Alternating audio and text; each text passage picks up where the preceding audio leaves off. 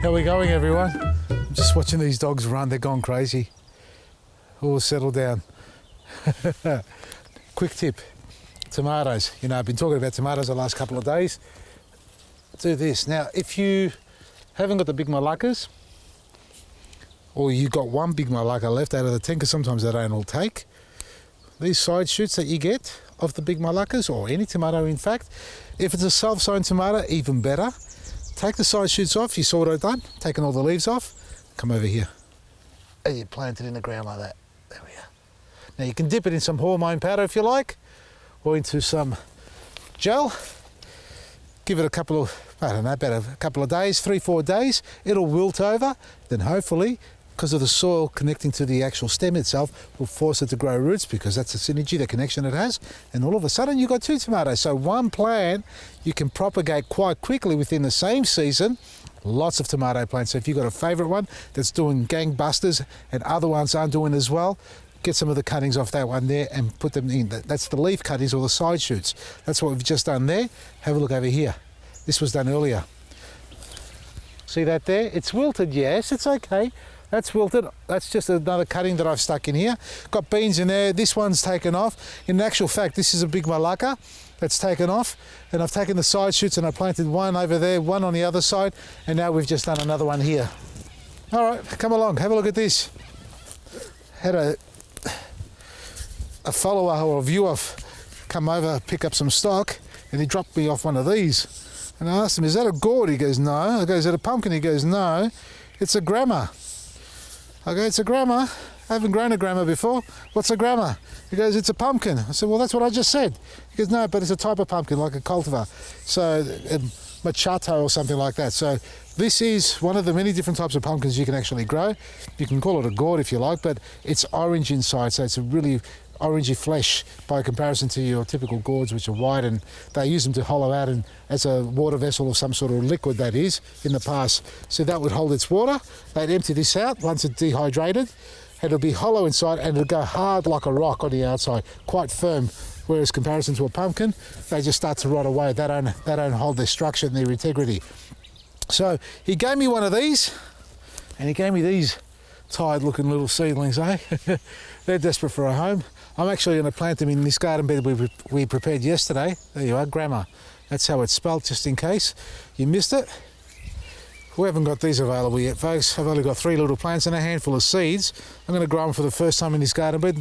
I suspect, just like every other pumpkin, they need lots of heat, protection, lots of love, tender loving care, and liquid fertilising. Quick tips on separating seedlings. You can do it underwater if you like, so all the soil falls away. Or when you do pull it apart, make sure you don't just tear it apart. You carefully try and separate it. You will tear some roots, but the aim is to do as minimum damage as possible. So there's one plant. How many are we going to put in here? Should we put all 3? Yeah, why not? We're going to make a mess of the place, huh? So there's one there. I'm putting them under the tomato plants. I'm not going to let them grow over the pathway, but rather around this area, and obviously it'll trail onto the couch grass. And you know, in about 3 months' time from today, I'll be cursing myself for doing it, because the grass will be growing through and I won't be able to lift up the plants. Hopefully that's the case, they don't just curl over and die. All right, so 1, 2, 3, just do them like that. Let's have a look at the soil. We watered it yesterday. I haven't watered today. The tomatoes are in. The birds did come earlier on and dig up a little bit. I just pushed it back in again. So let's just check the soil out. Remember the soil over there? Day later. Get the mulch out of the way. Not bad, huh? Dust. Disgusting. That's what it is. Now let's have a look at this soil. Not too bad. It still needs a little bit more hydrating at the base, but by comparison to there next door, now that part there I haven't mulched yet, folks. I was actually going to put some of my aged pine bark or native mix that I've got to mulch, but that's actually too good. That's already breaking down. It's full of life. It's got, you know, all the fungi growing in there. It's got, you know, it's just full of bacteria and bugs and everything, and that stuff belongs in the veggie garden bed or the flowering bed rather than as a pathway. So that I'm going to get some really cheap, nasty, old dried out mulch again, I suppose. That will break down over time, but certainly not straight away, because I don't want that to become a garden bed, because I'll get desperate and I'll start planting in there. So there's one. I'm planting on the northwesterly side here, so that means they'll still get plenty of sunlight during the afternoon, so it's not going to fall into the shade, keep them nice and warm. And also, in the morning they'll miss a little bit, but by the time the sun comes up on top of those trees, because the trees will be shadowing it as well, so by the time it's at the top of those trees, it'll be actually at the top of my tomato plants. So that way the rays will start hitting down here, and it'll probably get them around 10:30, which is not too bad. Any later than that, it's no good for them. So they need to be as much sunlight as possible. I don't want to put them down there because you can see what's going on. It's a smorgasbord of plants at the moment. And we'll have a quick look before we go. And if I did do it down there, I'll be kicking myself because I won't be able to walk around. So here, they've got free rein to travel wherever they like, except for the pathway. All right, some Eco Butch and Liquid Gold for it, and everyone's going to be happy. Over the top is good too, folks, because the leaves do absorb 3 times faster than the roots do, apparently. Well, if you think about it, it's already on the leaf. It doesn't have to get sucked up through the roots, through the stem to get there. So a light fertiliser over the leaf is actually good. Everything's growing tremendously well.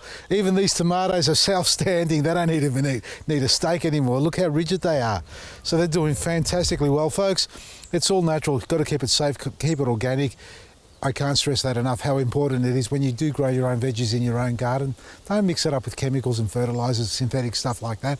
Keep it as real as possible, and you know, nature's got a lot to offer you as far as when it comes to fertilising, you know, the microbes in the soil and the fungi and the plants to draw all that up.